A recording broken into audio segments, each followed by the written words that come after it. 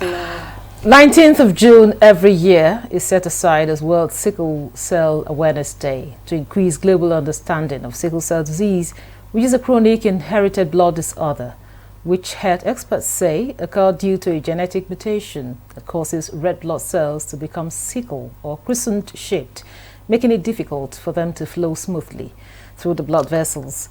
This year's theme focuses on global action, local impact, transformative care, and empowering communities for effective self-advocacy. Sickle cell disease is said to be the largest of the rare genetic diseases, yet it seems to lack the coordinated efforts and unified voice needed to make a difference. And that is why on Nigeria Today we shall be looking at ways of improving advocacy on sickle cell disease. Thanks for joining us on the program. I'm Victoria Clinton.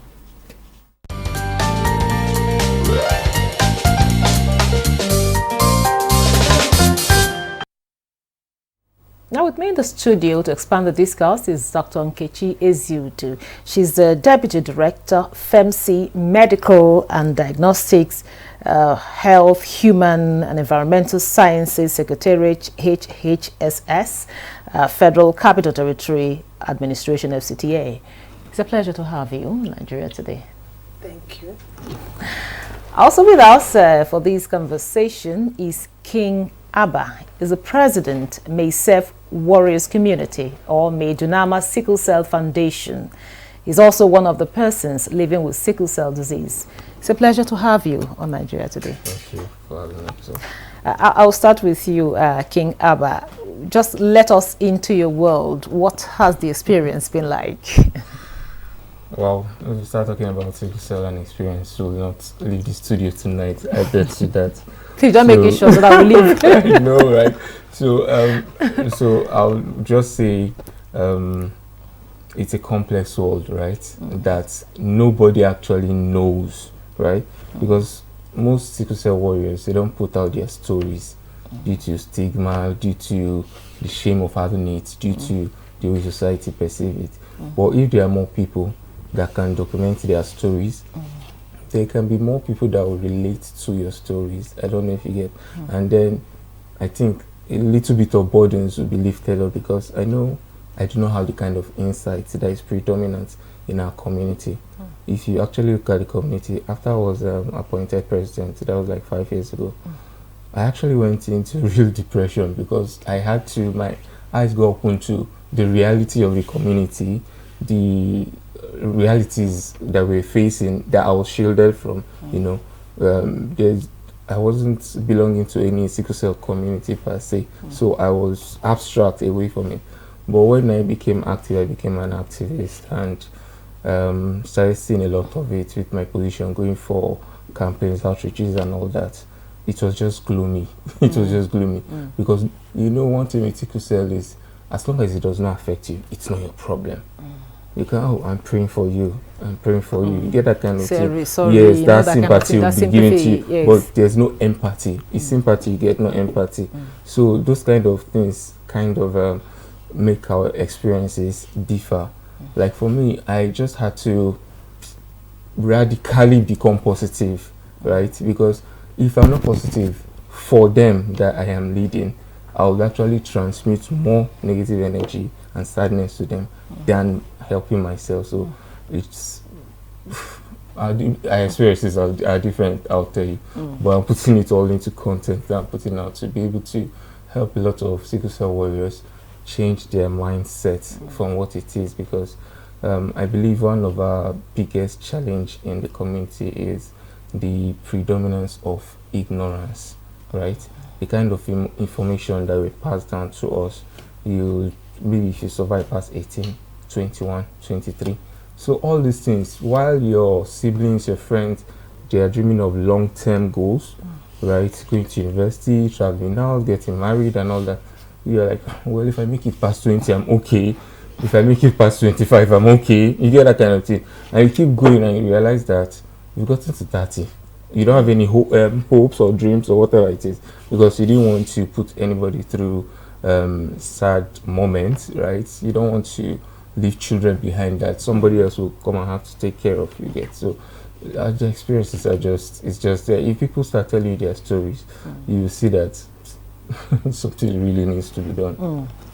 Now talk to us, Dr. Ezudo. Why do patients, with sickle cell disease have, these kinds of experiences?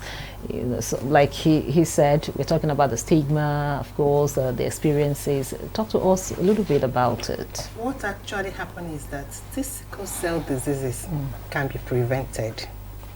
That's why most often I go to secondary school.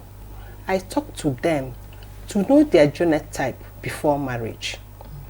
At times, if I have money more than advocacy, I do screening for them. I will meet some small children that is rhesus negative. I will tell them, please, when you give birth, if it's a female child, tell your parents or your husband, whoever is there, that they will give you an injection. They say, Auntie, me injection, I will not give birth. I say, no, you will give birth. That injection is not painful, but it's to help you have another child. What actually happens in sickle cell, as you have said, is gene mutation. It occurs in chromosome 11, where glutamic acid, which is hydrophobic, water-loving, is being displaced by valine, which is not water-loving. So it makes them not to be free to flow. Because if you check the human blood vessel, you find out that is something like spiral. It's not very wide. So when that thing makes it to bulge out, it cannot move freely. That's when we are doing a treatment plan. We concentrate more on hydration. We talk to them on hydration. Anything that can make their blood come down. They should prevent malaria. That's why we always give them paludrin and encourage them to sleep in insecticide, mosquito-treated net. And most of them, they should treat their environment. Also, we are talking about social group. If you have a social group where you people share common problems, it makes the burden less.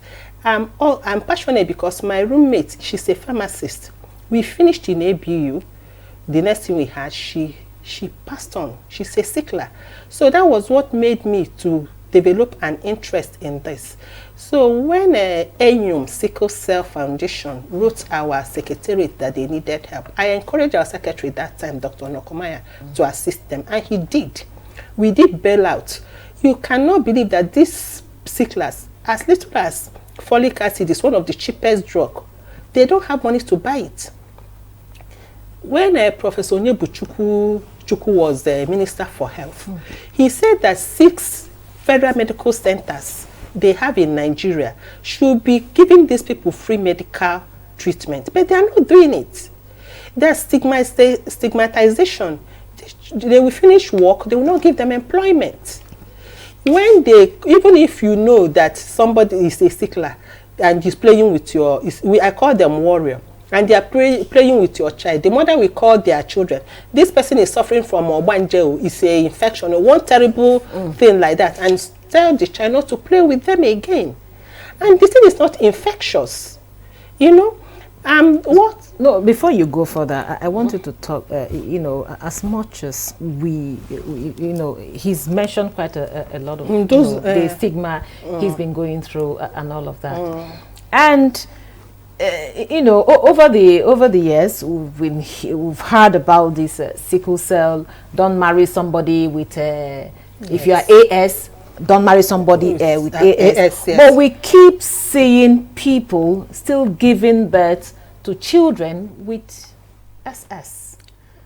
Why is this still unprotected sex and sexual? The cheapest thing in Nigerian market now is sex. You get it anywhere with money or no money. So if they follow 3 rudiments of getting married, we've told more church leaders, Muslim leaders, not to allow people to get married without their test paper. And most of them are doing it.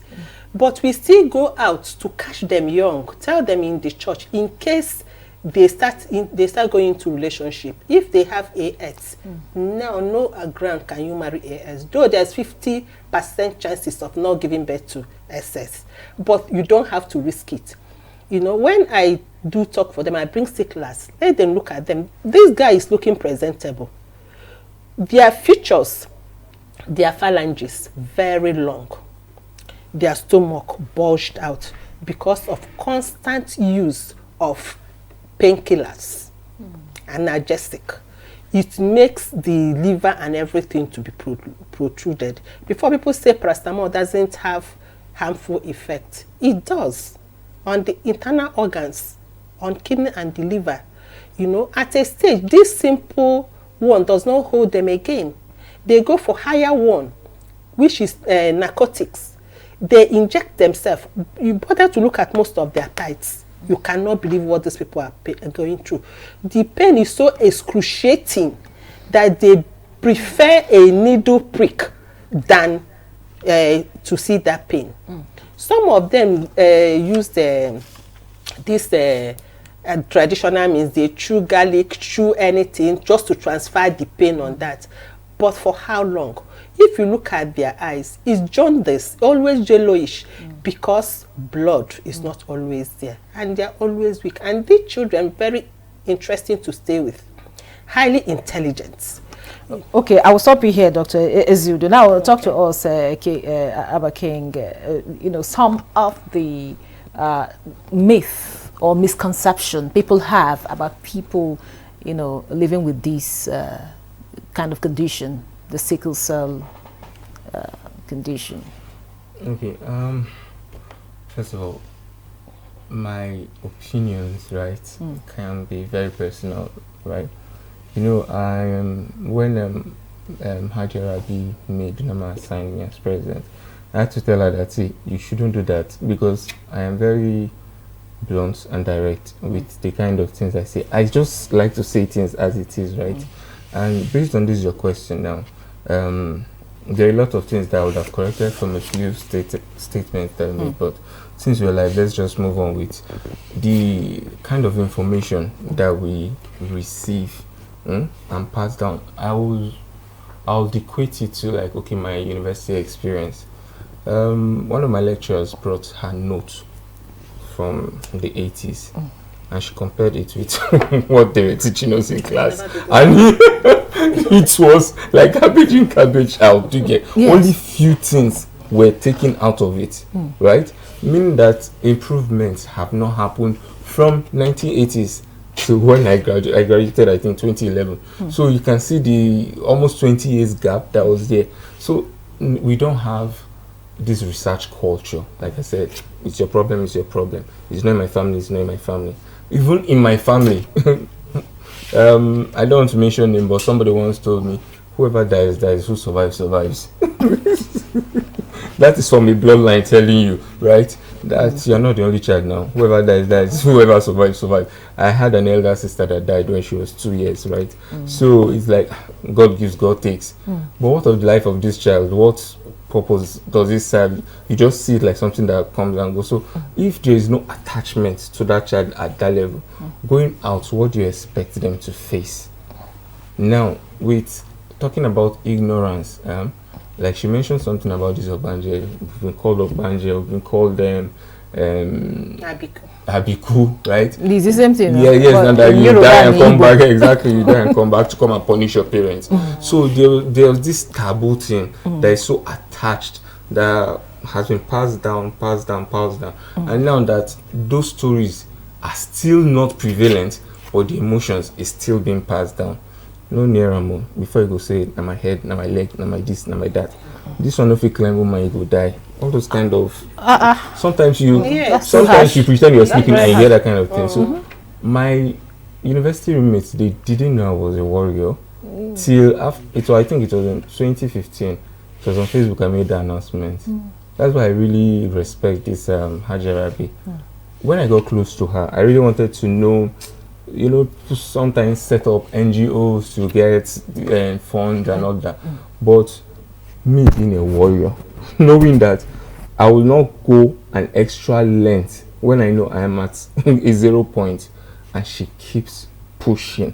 She keeps giving. I'm like, no, she doesn't have anybody me of it here, because it's somebody that is very genuine. She tries to, although yes, everybody has their own strengths and weaknesses, the motherly and this thing. And if we had more people who are as genuine like that, they will attract more helping hands who help them spread the work. That's what I say to that. So if we're talking about the challenges of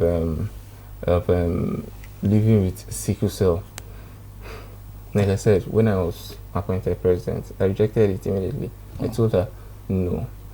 So having told us some of the challenges you face, how do you think we can address these challenges?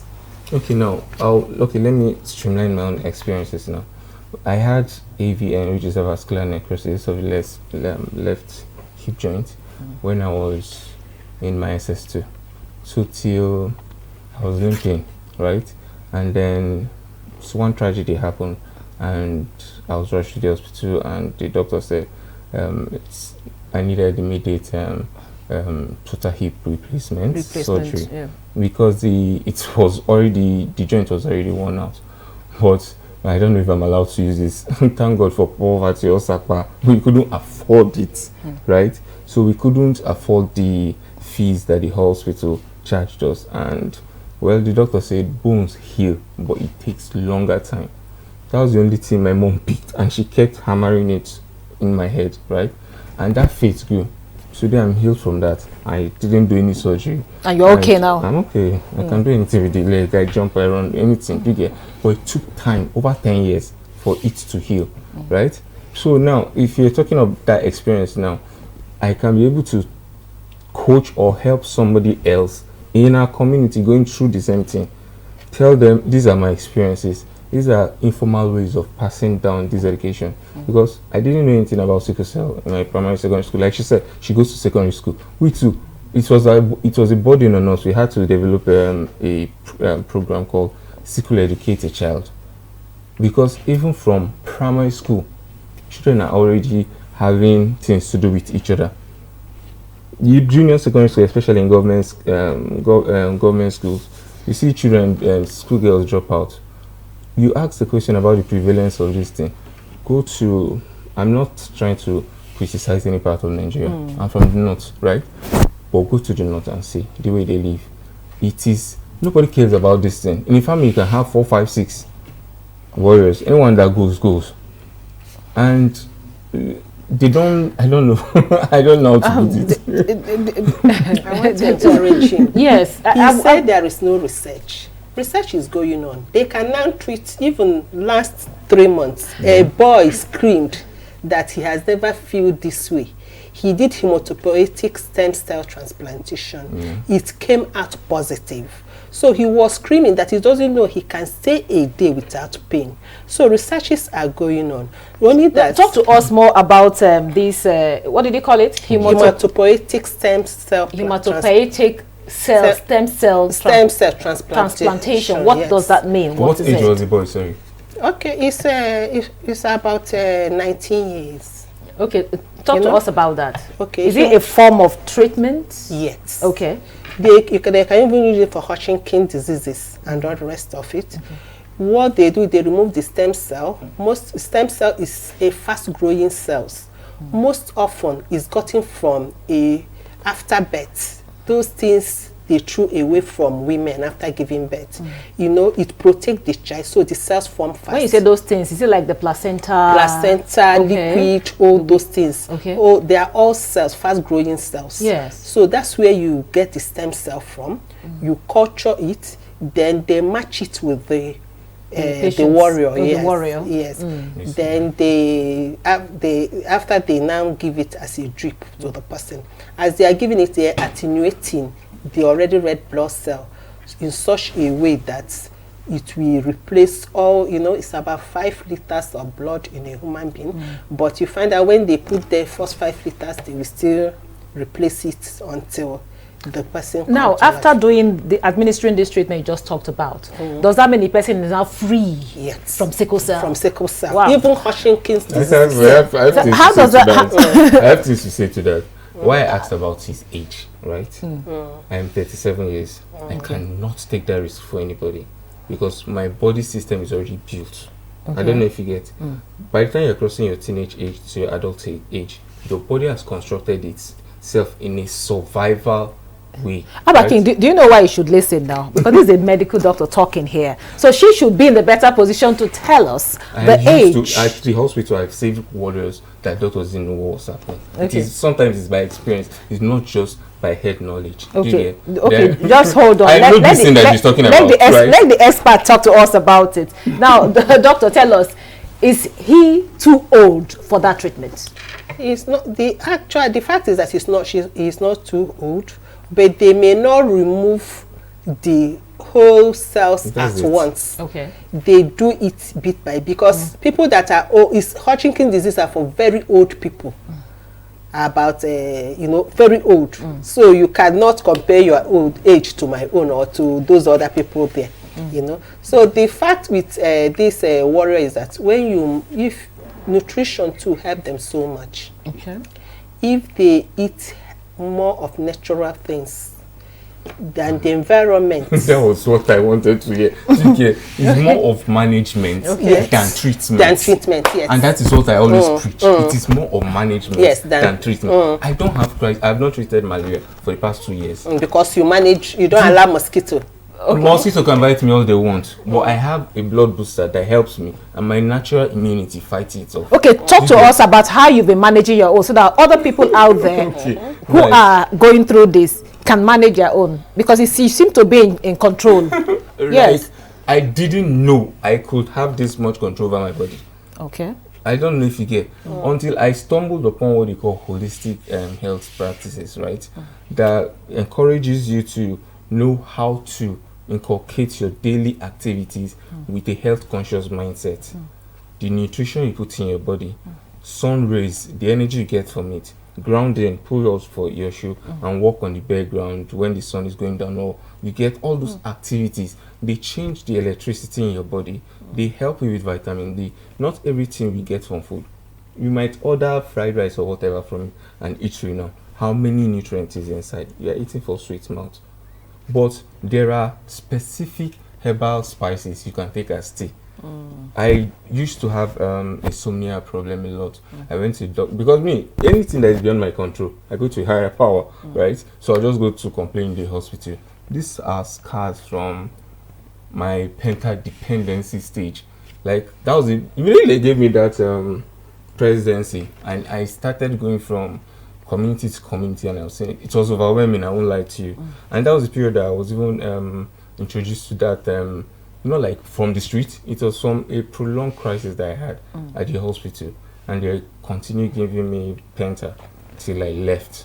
So when I left the hospital, I had to call a friend. Please, where can I get this? That's the only thing that was working for me.